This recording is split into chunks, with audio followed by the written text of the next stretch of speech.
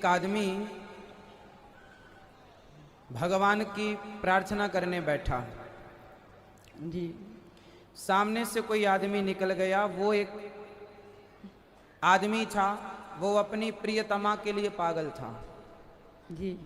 एक लड़की से प्यार करता था, उस लड़की के लिए पागल था, तो वो उसके सामने से निकल गया पूजा करने जो बैठा था। जी। तो पूजा करने वाले ने कहा, क्यों रे, तुझे दिखता नहीं मैं पूजा कर रहा हूं और तू आगे से निकल गया? जी। उसने कहा, भैया मुझे तो केवल अपनी प्रियतमा दिख रही है और कोई नजर नहीं आता, लेकिन तुम कैसे प्रेमी हो। हम एक लड़की से प्रेम करते हैं तो हमें उसके सिवा कुछ नजर नहीं आ रहा है, और तुम जगत के पालनहार के सामने प्रेम करने बैठे हो तो तुम्हें सब कुछ नजर आ रहा है।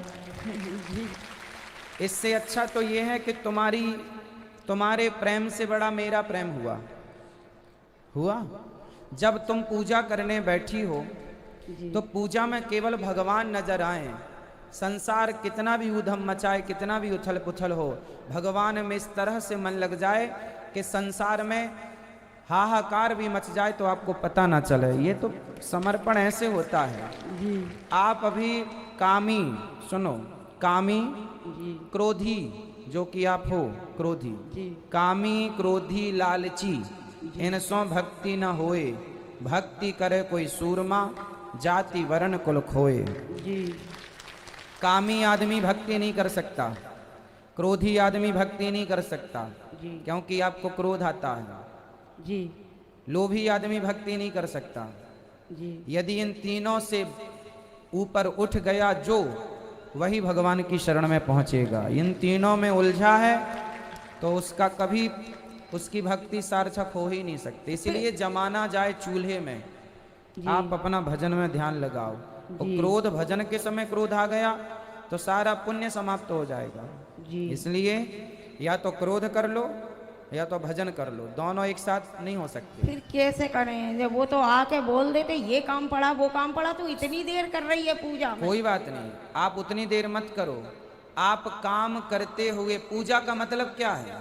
भगवान को पूजा चाहिए ही नहीं। जी हाँ। भगवान को प्रेम चाहिए। प्रेम करो ना। रोटी बनाते हुए भी आप अपने बेटे से प्रेम करती हो? जी हाँ। बोलो हाँ। बेटा तो नहीं है, बेटियां ही हैं। चलो, बेटी से प्रेम करती हो? जी हाँ। तो बेटी से प्रेम 24 घंटे में कितने घंटे करती हो? वो तो अब हर समय ही बेटियां बेटी हैं तो आवाज लगा रहे हैं, बोल रहे हैं। माँ अपने बच्चों से प्रेम करने के लिए घड़ी नहीं देखती कि इतना बज गया अब प्रेम करेंगे। रोटी बनाते हुए भी वो प्रेम से बच्चों के लिए रोटी बनाती है। खीर बनाती हुई भी उसका प्रेम उस खीर में होता है कि ये मेरे बच्चे खाएंगे। वो हर स्त्री जब नहाती है तो वो नहाती इसलिए है कि मैं जल्दी नहा लूं, मेरा बच्चा भूखा होगा, उसे मैं दूध पिलाऊंगी।